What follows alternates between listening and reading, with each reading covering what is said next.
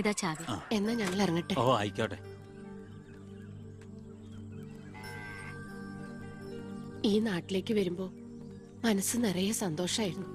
ഇപ്പൊ ഇവിടുന്ന് പോകുമ്പോ എന്റെ നെഞ്ചു നീറുക. എന്റെ മോൾക്ക് വന്ന മഹാഭാഗ്യം ഞാനായിട്ട് തട്ടിത്തെറിപ്പിച്ചല്ലോ എന്നോർക്കുമ്പോ ഇന്നിപ്പോ മഹാറാണിയെ പോലെ കഴിയേണ്ട നീ 100 വട്ടം ശപിച്ചിട്ടുണ്ടാവില്ലേ ഈ അമ്മയെ? ഇല്ല അമ്മേ, അർഹിക്കാത്തത് ആഗ്രഹിക്കരുതെന്ന് കുഞ്ഞുനാളോട്ട് എന്റെ അമ്മയല്ലേ എന്നെ പഠിപ്പിച്ചത്. അമ്മ കേറ്.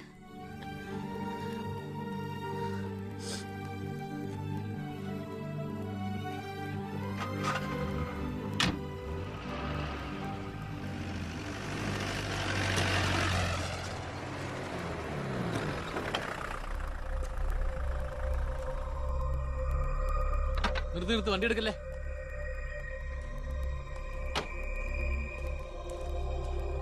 എന്താ പെട്ടെന്ന് ഇങ്ങനെ ഒരു തീരുമാനം? സ്കൂളിൽ ടെമ്പററി പോസ്റ്റ് ആയിരുന്നല്ലോ, അത് കഴിഞ്ഞു. ഇനിയിപ്പോ ആരാള്ള ഇവിടെ? ഞങ്ങൾ പോവാൻ നാട്ടിലേക്ക്. ഞാൻ ആ പഴയ പോസ്റ്റ് പെർമനന്റ് ആക്കി തന്നാലോ? വേണ്ട, എനിക്ക് പേടി എവിടെ ജീവിക്കാൻ. അവിടെ ചെന്ന് 10 കുട്ടികൾക്ക് ട്യൂഷൻ എടുത്തിട്ടാണെങ്കിലും ഞങ്ങൾ ജീവിച്ചോളാം. ഞാൻ അതല്ല ഉദ്ദേശിച്ചേ. അന്ന് ദേവികമ്മ ചോദിച്ച ചോദ്യങ്ങൾക്കൊന്നും എനിക്ക് മറുപടി പറയാൻ കഴിഞ്ഞില്ല. കാരണം പറയത്തക്ക പണിയൊന്നും ഉണ്ടായിരുന്നില്ലല്ലോ. ഇപ്പൊ എനിക്ക് ചെറിയൊരു ജോലിയുണ്ട്, ഇവിടുത്തെ ഹോം മിനിസ്റ്ററാ. സ്ഥിരം ജോലി എന്നല്ലെങ്കിലും 2 വർഷം തികച്ച MLA പെൻഷൻ കിട്ടും. പിന്നെ ഒരു ജോലി തനിക്കും കൂടി ഉണ്ടെങ്കിൽ ഒരു കുടുംബം സുഖമായിട്ട് കഴിഞ്ഞു പോക്കോളും. എന്തൊന്നും മിണ്ടാതെ രണ്ടുപേരും? മന്ത്രിയായെന്ന് കരുതി എന്റെ ഇഷ്ടങ്ങൾക്ക് മാറ്റമൊന്നും സംഭവിച്ചിട്ടില്ല കേട്ടോ അമ്മേ. ഒരിക്കൽ കൂടി ഞാൻ ചോദിക്കുക, എനിക്ക് കല്യാണം കഴിച്ച് തന്നൂടെ ഇവിടെ?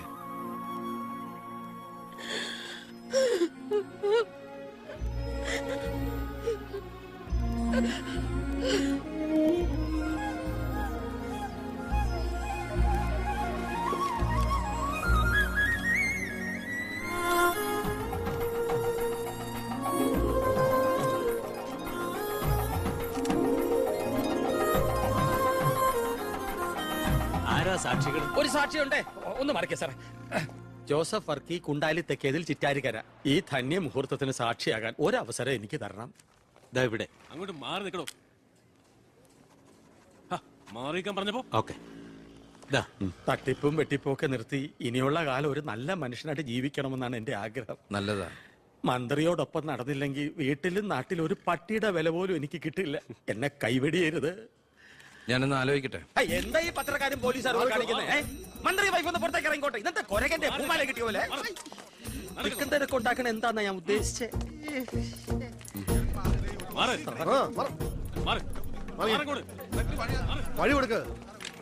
ഈ പാവപ്പെട്ട പെൺകുട്ടിയെ വിവാഹം കഴിച്ചത് പഴയ ബാല്യക്കാരുടെ മകളോട് ബാല്യകാലത്തിൽ തോന്നിയ കടുത്ത പ്രേമം കൊണ്ട് തന്നെയാണോ? നാട്ടുകാര് മുഴുവൻ നോക്കി നിൽക്കെ ഒരു ഗുണ്ട പഴപ്പിച്ച ഈ പെണ്ണിന് ജീവിതം നൽകിയത് ജനസിമ്പതി നേടി പ്രശസ്തി പിടിച്ചു വെക്കാൻ വേണ്ടിയല്ലേ? വിട് സാറേ. പത്രക്കാരോട് ഇങ്ങനെയൊക്കെയാണോ? അതിനുള്ള മറുപടിയൊക്കെ ഞാൻ പറഞ്ഞോളാം. അനന്തുമാർ വാ. കളി എന്നോടോ? തന്നെ പോലുള്ള മഞ്ഞപ്പത്രക്കാർക്ക് എന്തു എഴുതി പിടിപ്പിക്കാം. സ്വന്തം കൂടപ്പിറപ്പുകളുടെ കിടപ്പറ കഥകൾ വരെ. ആ സർക്കിൾ ഇൻസ്പെക്ടർ വിജയൻ സാറ് അവിടെ വെച്ച് അനന്തകുമാറിനിട്ട് 2 പൊട്ടിച്ചിരുന്നെങ്കിൽ നിങ്ങൾ പത്രക്കാരെ എഴുതി പിടിപ്പിക്കും ആഭ്യന്തരമന്ത്രി അധികാരം ദുർവിനിയോഗം ചെയ്തു എന്ന്. അതൊക്കെ ചീപ്പായി പോവില്ലേ? പക്ഷെ ഒരു ഭാര്യയെ കുറിച്ച് പറയുമ്പോ ഭർത്താവ് കുറച്ച് ചീപ്പായാലും വലിയ കുഴപ്പമൊന്നുമില്ല അല്ലടാ അനന്തകുമാറെ. സാറൊന്നും കണ്ടിട്ടില്ല, അനന്തകുമാറൊന്നും കൊണ്ടിട്ടുമില്ല. താടി ഉള്ളതുകൊണ്ട് പാടറിയില്ല. കല്യാണം കഴിഞ്ഞ് വധുവരന്മാർ ഇങ്ങോട്ട് എഴുന്നള്ളുന്നുണ്ടെന്ന്. ഒരു കാര്യം ഞാൻ പറഞ്ഞേക്കാം, അവരെ ഈ പടി കയറ്റിയ ആ നിമിഷം ഞങ്ങൾ ഈ പടി ഇറങ്ങും. അതിലൊരു മാറ്റവും ഇല്ല. അമ്മേ,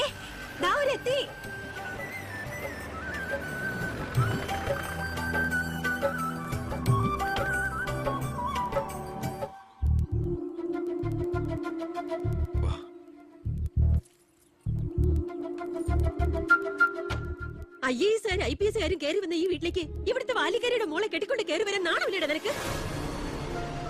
ഈ കെട്ടിലമ്മേ മന്ത്രിമന്ദിരത്തിലേക്ക് കെട്ടി എഴുന്നള്ളിക്കാൻ വരുന്നില്ലേ? അതെ, അത് തന്നെയാണ് ഉദ്ദേശം. ആഭ്യന്തരമന്ത്രിയുടെ ഭാര്യ മന്ത്രിമന്ദിരത്തിൽ തന്നെയാ താമസിക്കേണ്ടത്. അല്ലാതെ അച്ചുവീട്ടിൽ അട്ടിപ്പേറ് കിടക്കുന്ന ഭർത്താക്കന്മാരുള്ള സ്ഥലത്ത് ഞങ്ങൾ താമസിക്കുമെന്ന് കരുതിയോ? ഇപ്പൊ ഞങ്ങളിവിടെ വന്നത് എന്നെ സ്നേഹിക്കുന്ന എന്റെ അമ്മയുടെ അനുഗ്രഹം വാങ്ങിക്കാനാ. വാ മോളെ, വലതുകാല് വെച്ച് ഐശ്വര്യമായിട്ട് കയറി വാ. ആ പടി ചവിട്ടി പോരുത്.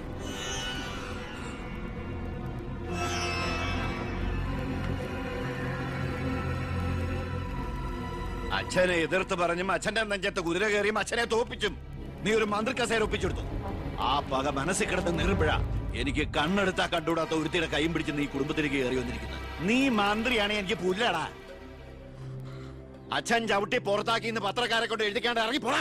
നിങ്ങൾ എന്തൊക്കെയായി പറയുന്നേ? നീ മുണ്ടി പോരുത്. അമ്മേ, ഇതൊക്കെ പ്രതീക്ഷിച്ചുകൊണ്ട് തന്നെയാ ഞാൻ എവിടെയും കൂട്ടി ഇങ്ങോട്ട് വന്നത്. അമ്മയുടെ നിറഞ്ഞ കണ്ണുകൾ കാണുമ്പോ എനിക്കറിയാം എന്റെ അമ്മ നിറഞ്ഞ മനസ്സോടെ ഞങ്ങളെ സ്വീകരിച്ചു. അനുഗ്രഹം ഉണ്ടാവണം, അത് മാത്രം മതി.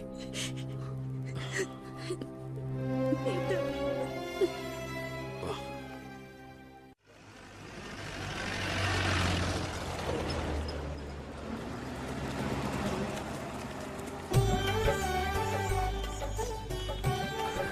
ഈ വീട്ടിലെ അച്ഛനും അമ്മയും പി എയും എല്ലാം ഞാനാ. ഐശ്വര്യമായിട്ട് വലത് കാലം വെച്ചകത്ത് കയറിക്കേ. എന്റെ ഈശ്വരേ, നന്മ വരുത്തണമേ. ഇനിയെങ്കിലും അവരെ അവരുടെ മാത്രം ലോകത്തിലേക്ക് വിട്ടുകൂടെ? മന്ത്രിക്കുമില്ലേ ഫസ്റ്റ് നൈറ്റ് റൊമാൻസും ഒക്കെ? പ്ലീസ് എല്ലാവരും ഒന്ന് പുറത്തേക്ക് ഇറങ്ങും. പ്ലീസ് പ്ലീസ് പറയുന്ന പ്ലീസ്.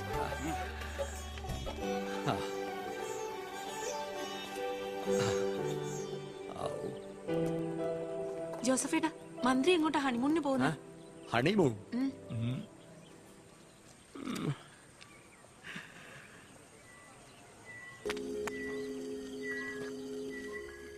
എടോ, ജയിലുകളൊക്കെ താൻ പിടിച്ച ഗുണ്ടകളെ കൊണ്ട് ഫുള്ളാ. 3 സെൻട്രൽ ജയിലുകളിലും ഹൗസ്ഫുൾ ബോർഡ് എഴുതി തൂക്കിയിട്ടിരിക്കുക. ആ ഗുണ്ടകൾക്കൊക്കെ ഉണ്ട കൊടുക്കാൻ തന്റെ അച്ഛൻ കട്ടുണ്ടാക്കിയ കാശ് കൊണ്ടുവരോ? പോലീസ് ഇപ്പൊ അങ്ങോട്ട് ഓടണു ഇങ്ങോട്ട് ഓടണു. ഈ മൂത്രം ഒഴിച്ചിട്ടല്ല ജീപ്പ് ഓടണത്, പെട്രോൾ ഒഴിച്ചിട്ടാ. കേരളം ഭരിക്കുന്ന CM ഇങ്ങനെ ഒരു കോമാളിയാ വരുത്. അതേടാ, ഞാൻ കോമാളിയാ, സർക്കസിലെ കോമാളി. നീയല്ലേ ഇപ്പൊ എന്റെ റിംഗ് മാസ്റ്റർ. നീ ഇങ്ങോട്ട് ചാടാൻ പറഞ്ഞാ ഇങ്ങോട്ട് ചാടും, അങ്ങോട്ട് ചാടാൻ പറഞ്ഞാ അങ്ങോട്ട് ചാടും. ഒരു ദിവസം എല്ലാം കൂടി എന്റെ കയ്യിൽ നിന്ന് പൂട്ടോ. നിന്റെ ഭരണപരിഷ്കാരങ്ങൾ ഇവിടെ നടപ്പാക്കണമെങ്കിലേ ഫണ്ട് വേണം, ഫണ്ട്. നിനക്കറിയോ, ഖജനാവിൽ ഇന്നാള് ഞാൻ കൈയിട്ട് നോക്കിയപ്പോഴേ കാലിയാ കാലി. MLA മാർക്കും മന്ത്രിമാർക്കും അടുത്ത മാസം ശമ്പളം കൊടുക്കണമെങ്കിലേ ADB-ന്നോ വേൾഡ് ബാങ്കിന്നോ ലോൺ എടുക്കണം. അതറിയോ? ഇതാണോ പ്രശ്നം?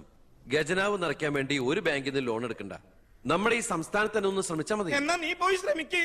സാറിന്റെ ഈ പെർമിഷൻ മാത്രം മതി സാർ. Thank you sir. ദേ പോണു എന്ത് മാരണാവോ ഉണ്ടാക്കിക്കൊണ്ടിരാൻ പോണു. ഈ കസേര പോകുന്ന തോന്നണേ.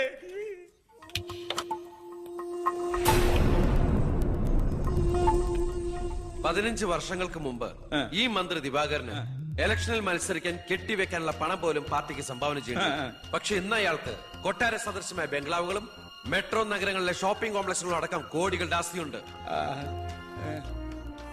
രാജൻ ജോസഫ് എന്ന പേരുള്ള ഒരാളുടെ പഞ്ചനക്ഷത്ര ഹോട്ടലുകളാണ് ഇതെല്ലാം, 9 എണ്ണം. ഇങ്ങനെ ഒരാൾ ഈ ഭൂമി മലയാളത്തിലില്ല എന്നുള്ളതാണ് സത്യം. ബിനാമി പേരിലും മറ്റ് അഡ്രസ്സുകളിലും നമ്മുടെ എക്സ് മിനിസ്റ്ററും മുൻ പാർട്ടി പ്രസിഡന്റും ഒക്കെ ആയിരുന്ന ഗോപാലകൃഷ്ണ പിള്ളയുടെ ഹോട്ടലുകളാണിതെല്ലാം. ഏകദേശം 100 കോടിയോളം ആസ്തി വരുന്ന ഈ വസ്തുക്കൾക്ക് ആളോ അവകാശങ്ങളോ ഇല്ലാത്തതിനാൽ നമുക്കിത് ഗവൺമെന്റിലേക്ക് കണ്ടുകെട്ടാം. ഒന്ന് നിർത്തണോ? ലൈറ്റ് ഓൺ ചെയ്യ്. താൻ എന്തിനുള്ള പുറപ്പാടാ? സാർ, ഇതുപോലെ 100ഓളം പേരുടെ ബിനാമി ഇടപാടുകളും വൻ അഴിമതി കേസുകളും ഇവർ കണ്ടെത്തിയിട്ടുണ്ട്. അതിൽ 25ഓളം പേർ രാഷ്ട്രീയ പ്രമുഖരാണ്. മാധവൻ നമ്പ്യാർ മുതൽ എന്റെ അച്ഛന് പങ്കാളിത്തമുള്ള ചെറാക്കുളം ഫൈനാൻസിന്റെ ഉടമ പവിത്രം വരെയുണ്ട് സാർ ലിസ്റ്റിൽ. ഏകദേശം 1500 കോടിയിലേറെ നമുക്ക് ഖജനാവിൽ നിറക്കാൻ കഴിയും. അത്തരം പറയലടോ ആഭ്യന്തര മന്ത്രി. ഇവരെ ഒന്നും നമുക്ക് തൊടാൻ പറ്റില്ല. മന്ത്രിസഭ നിലനിർത്താനും MLA മാരെ ചാക്കിട്ട് പിടിക്കാനും തെരഞ്ഞെടുപ്പിന് കോടികൾ വാരി വിതറാൻ കഴിവുള്ള പൊളിറ്റിക്കൽ കിങ് മേക്കേഴ്സ് ആണ് ഇവരൊക്കെ. എന്തായാലും ഇവർക്കെതിരെ ആഞ്ഞടിക്കാൻ തന്നെയാണ് എന്റെ തീരുമാനം. ആഞ്ഞടിക്കാൻ നീ ആരാ? കൊടുങ്കാറ്റോ അതോ കത്രീനെ? സാർ, ഞാൻ പറയുന്നത് എന്താന്ന് വെച്ചാല്, നീ എന്ത് പറഞ്ഞാലും അത് നടക്കില്ല. കോടതിയും നിയമവും മന്ത്രിസഭയും ഒക്കെ വിലക്ക് വാങ്ങാൻ ആസ്തിയുള്ളവരായിട്ട് ഒരു ഏറ്റുമുട്ടൽ ഞാൻ സമ്മതിക്കില്ല. വേണ്ട. സാറിനൊരു കാര്യം അറിയോ? നമ്മുടെ കേരളം ഭരിക്കുന്ന മുഖ്യമന്ത്രിക്ക് എത്ര കോടികളുടെ ആസ്തി ഉണ്ടെന്ന്? തമിഴ്നാട്ടിലും കർണാടകത്തിലൊക്കെ ആയിട്ട് എത്ര ഏക്കർ ഭൂസ്വത്തുണ്ടെന്ന്? ഒരു ദരിദ്ര കുടുംബത്തിൽ ജനിച്ച് ഇപ്പൊ കോടീശ്വരനായി ജീവിക്കുന്ന ആ മുഖ്യന്റെ കഥ ഞാനൊന്ന് വിവരിക്കാം സാർ. Lights of. എന്ത് സാറിന് കാണണ്ടേ? നിർത്തടോ. കേരളം ഭരിക്കുന്ന ആ മുഖ്യമന്ത്രി ഞാനല്ലേ. ഞാനിപ്പോ എന്താ ചെയ്യണ്ടേ? അയ്യർ സാറേ, സാർ, അതുകൊണ്ട് കൊണ്ടുപോവാ. ദേവരനെ അടുത്ത മാറണം. വിദേശ നിക്ഷേപങ്ങൾ വ്യവസായവൽക്കരണത്തിന് എങ്ങനെ പ്രയോജനപ്പെടുത്താമെന്ന് എന്റെ ചർച്ചയ്ക്കായി മലയാളി സംഘടനകളുടെ പ്രത്യക്ഷണം സ്വീകരിച്ച സാറും സാറിന്റെ പിയും അമേരിക്കയിലേക്ക് പറക്കുന്നു. ദാ നിങ്ങൾക്ക് രണ്ടുപേർക്കുള്ള വിസയും ടിക്കറ്റും.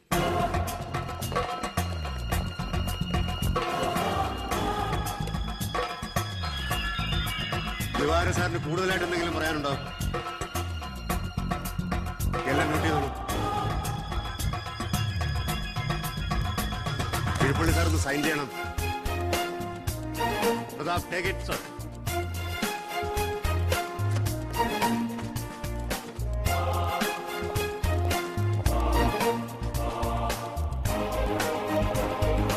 അയാളും പുറത്തു പോകരുത്.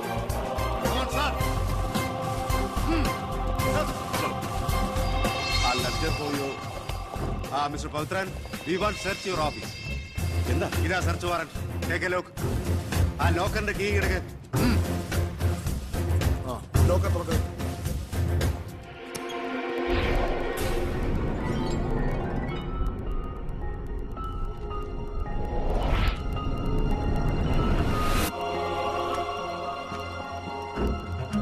എന്തായി?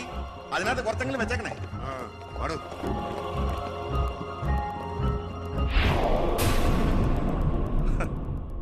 ഞാൻ ഒരു കാര്യം പറഞ്ഞേക്കാം, എന്തൊക്കെയായാലും ആഭ്യന്തരം രാജിവെക്കണം. 5 or 6 കോടി എഴുതിട്ടാണ് പ്രതിപക്ഷത്തുള്ള ഏതെങ്കിലും ഒരു ഘടകകക്ഷിയെ KDF ചേർത്ത് എണ്ണം തയ്ക്കണം. എന്നിട്ട് അവനെ പുകച്ച് പുറത്ത് ചാടി ചോടിക്കണം. അതിന് കാശ് എവിടോ? മർമ്മം നോക്കിയല്ലേ അവൻ കുത്തിയിരിക്കുന്നത്. വിഷം മേടിക്കാൻ പോലും കാശില്ലാത്ത അവസ്ഥയാ. എല്ലാം തൂത്തുവാരി ഖജനാവ് നിറച്ചിരിക്കല്ലേ അവൻ. എന്റെ 10 കോടി രൂപയല്ലേ പോയത്. ആ ഗോപാലകൃഷ്ണനായിട്ട് സ്വത്ത് മുഴുവൻ കണ്ടുകെട്ടി. ഒന്ന് പതുക്കെ പറയടോ, പുറത്ത് കേട്ടാല് പിടിച്ചകത്താക്കും. കള്ളപ്പണമാ. അവനെ അങ്ങ് തട്ടിക്കളഞ്ഞാ പോരെ. അതിന് പറ്റിയ വാടക കൊണ്ടുകൾ പോലും ഇന്ന് കേരളത്തിലില്ല. എല്ലാത്തിനും പിടിച്ച് അകത്താക്കില്ലേ. ഇനി ഇപ്പൊ ആരെങ്കിലും പുറത്തുനിന്ന് ഇറക്കിയാൽ തന്നെ അവരെയും പിടിച്ച് അവന്റെ പോലീസ് വെടിവെച്ചു കൊല്ലും. ആ വഴിയൊന്നും അത്ര എളുപ്പമല്ല. അവന്റെ ചിഹ്നത്തിന്റെ സ്വഭാവ സിംഹത്തിന്റെ. കാട്ടിൽ ആനയുണ്ട്, പുലിയുണ്ട്, കഴുതുണ്ട്. പക്ഷെ ആരാ കാട്ടിലെ സിംഹം. അവൻ ആനയുടെ മഷിക്കും വരെ കയറിയിരിക്കും. അതൊന്നും നെറ്റിന്ന് മലയാളത്തിൽ പറഞ്ഞാൽ പോണോ? അയ്യ, അതൊക്കെ വിദ്യാഭ്യാസം ഇല്ലാത്ത ആൾക്കാർ പറഞ്ഞതാണ്. വിദ്യാഭ്യാസമുള്ളവർ പറയും മഷിക്കും. അമേരിക്കയിലേക്ക് ലൈൻ പോണു. സിഎമ്മിന്റെ മൊബൈൽ റിംഗ് ചെയ്യുന്നുണ്ട്. Hello hello hello. കട്ടായി. എന്റെ മൊബൈലിൽ നിന്ന് വിളിക്കാം. ഞാൻ ഇന്നലെ കൂടി വിളിച്ചല്ലേ ഉള്ളൂ. ഒറ്റക്കുഴിയാണ്. ഹലോ, നിങ്ങൾ ക്യൂബിലാണ്? ഇല്ല, സത്യമായിട്ടില്ല. നിങ്ങൾ ക്യൂബിലാണ്. ദയവായി ഒരാഴ്ച കഴിഞ്ഞ് വിളിക്കുക. ശരിയാ, ക്ഷമിക്കണം. നമ്മൾ ക്യൂവിലാണ്, ഒരാഴ്ച കഴിഞ്ഞ് വിളിക്കാൻ. ചേടാ, നമ്മൾ ക്യൂവിലാണ്. അമേരിക്കയിൽ എങ്ങനെയായിരുന്നു? ഏടോ, അമേരിക്ക വളരെ വലുതായി പോയില്ലേ. അവരെ മറ്റേ സുനാപ്പി വെച്ചു നോക്കിയാണ്. അവൻ രാഷ്ട്രീയ ആചാര്യന്മാരെ പോലും കളി പഠിപ്പിക്കുകയല്ലേ. അവനെതിരായി KDFന്റെ എല്ലാ MLA-മാരും തിരിഞ്ഞു കഴിഞ്ഞു. ഇക്കണക്കിന് പോയാൽ ഈ മന്ത്രിസഭ താഴെ വീഴും. പ്രതിപക്ഷം ഭരണപക്ഷത്തിന്റെ തകർച്ച കണ്ട് മിണ്ടാതിരിക്കോ? അവനെന്ന് പത്രക്കാരോട് പറഞ്ഞില്ലേ, അച്ഛൻ നിരപരാധിയാണെന്ന് കോടതിയിൽ തെളിഞ്ഞാൽ പാർട്ടി ആവശ്യപ്പെട്ടാൽ മന്ത്രിസ്ഥാനവും MLA സ്ഥാനവും രാജിവെച്ച് അച്ഛന് വീണ്ടും അവസരം നൽകുമെന്ന്. അതിൽ പിടിക്കണം. പാർട്ടി ആവശ്യപ്പെടണം, അവനെ കൊണ്ട് രാജിവെപ്പിക്കണം. അതിന് അച്ഛൻ ഈ കേസ് ജയിക്കണം. അച്ഛന്റെ പേരിലുള്ള മണിമലയാർ കേസ് തള്ളിപ്പോയതുപോലെ ഈ കൊലക്കേസും തള്ളിപ്പോകും. ഈ കേസ് ഞാൻ ജയിപ്പിക്കും. അച്ഛന് വേണ്ടി ഞാൻ എന്തും ചെയ്യും.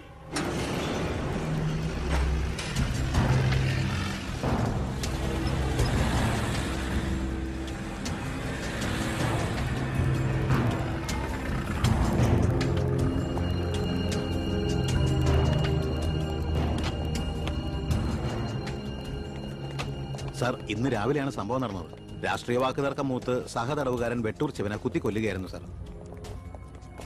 കൂർത്ത കമ്പി ഉപയോഗിച്ചാണ് പ്രതി കൃത്യം നടത്തിയത്. പ്രതിയെ കോടതിയിലേക്ക് കൊണ്ടുപോയിട്ടുണ്ട് സാർ.